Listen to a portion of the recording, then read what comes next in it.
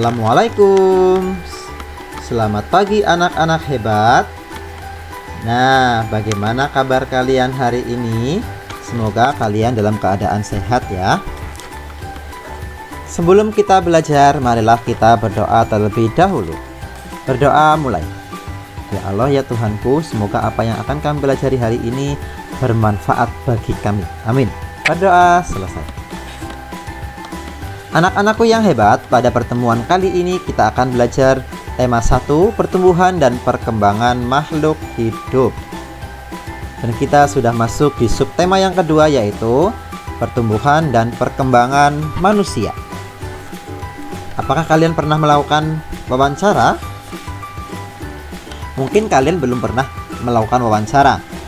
Tanpa kalian sadari, tetapi kalian sering bertanya-tanya baik kepada orang tua atau kepada teman, juga terhadap guru kalian. Ketika kalian sedang bertanya, maka itu kalian sedang melakukan suatu wawancara. Nah, apa itu wawancara? Sebelum melakukan wawancara, kita membuat daftar pertanyaan terlebih dulu. Ya, oh iya, wawancara itu berarti kita menggali informasi dari narasumber ya. Narasumber itu adalah orang yang kita tanyai ya. Orang yang kita tanyai disebut dengan narasumber ya. Jadi sebelum melakukan wawancara, kita buat dulu daftar pertanyaannya ya. Apa saja yang akan kita tanyai ya. Kemudian daftar pertanyaannya itu dapat digunakan sebagai panduan saat melakukan wawancara. Kalian pegang daftar pertanyaannya, kemudian kalian bertanya satu persatu kepada narasumber ya. Nah, berikut adalah contoh kata tanya ya. Kata tanya itu ada 6. Itu ada apa, siapa, kapan, di mana, mengapa, dan bagaimana. Apa? Contohnya, contoh pertanyaan dari kata tanya apa. Apa yang kamu lakukan saat hari libur? Nah, ya, itu adalah contoh kalimat tanya dengan kata tanya apa. Dapatkah kalian membuat contoh pertanyaan dengan kata tanya apa, siapa, kapan, di mana, mengapa, dan bagaimana?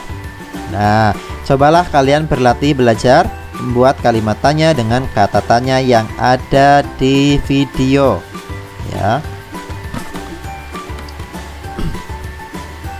Nah, setelah kalian membuat pertanyaan, coba lakukanlah wawancara singkat tentang masa balita dengan teman di sebelahmu atau teman di samping rumahmu ya.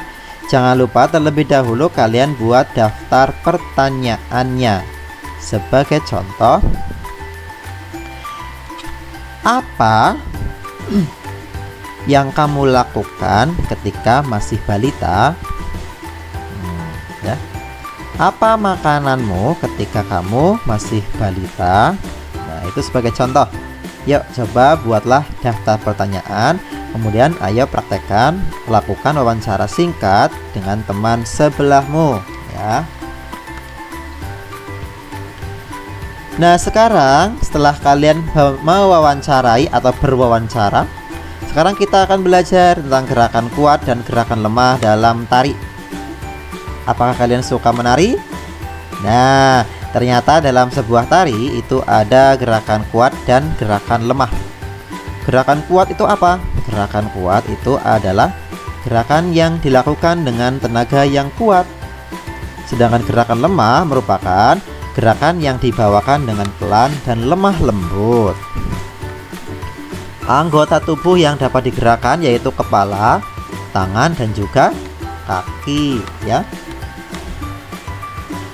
Nah, contoh gerak kepala yaitu menoleh kanan kiri, menggeleng ya, menggeleng, mengangguk, dan mendongak ke atas bawah ya.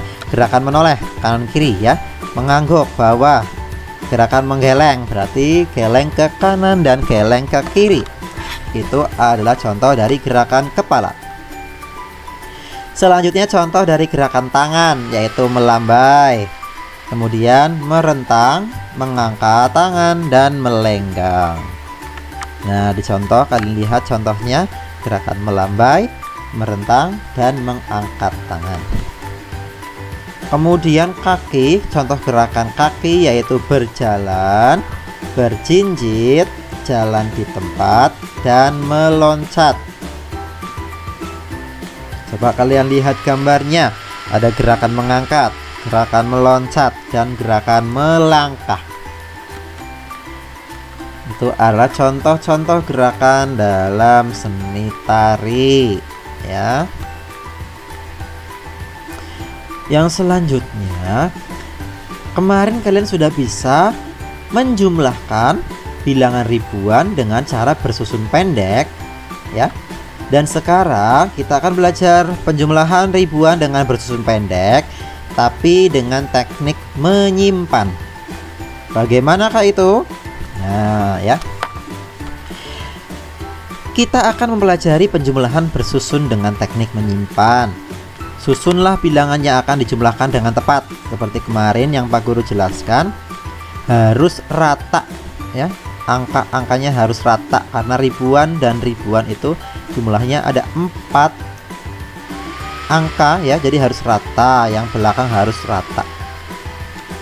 Bilangan-bilangan dengan nilai tempat yang sama harus diletakkan sejajar lah, yaitu ya sejajar atau rata. Sebagai contohnya, ini ya, jumlahkan mulai dari angka pada tempat satuan, berarti yang paling belakang sendiri, ya, yang satuan. Ini satuan, puluhan, ratusan, ribuan. Satuan, puluhan, ratusan, ribuan. Kita susun, tulis menjadi bersusun pendek seperti ini. Kemudian dijumlahkan dari yang paling belakang atau dari nilai satuannya. 6 tambah 7 sama dengan 13. Karena 13 dua angka, maka ditulisnya angka yang belakang, 3-nya, ya, di sini 3. Satunya di mana ini? Satu ini disimpan di tempat puluhan, di atasnya baris selanjutnya. Kemudian tambahkan lagi 1 ditambah 5 tambah 2, 8. Kemudian 1 tambah 2, 3. 2 tambah 1, 3, ya. Nanti hasilnya akan ketemu. Ingat ya, yang ditulis di sini adalah satuannya, 3-nya, puluhannya disimpan di barisan sebelumnya, ya, di bagian atas ini. Kemudian dijumlahkan dengan yang sejajar. Oke? Nah, ya, cobalah selesaikan perhitungan ini dalam waktu yang secepat mungkin. Yuk, coba kalian tulis di buku kalian, coba dijumlahkan seperti pada contoh yang tadi. Oke ya, kalian coba kerjakan. Nah, selamat belajar, semangat belajar ya. Jangan lupa tetap patuhi protokol kesehatan ya. Baiklah, sampai di sini dulu pembelajaran kita pada hari ini. Pak Guru akhiri, wassalamualaikum warahmatullahi wabarakatuh.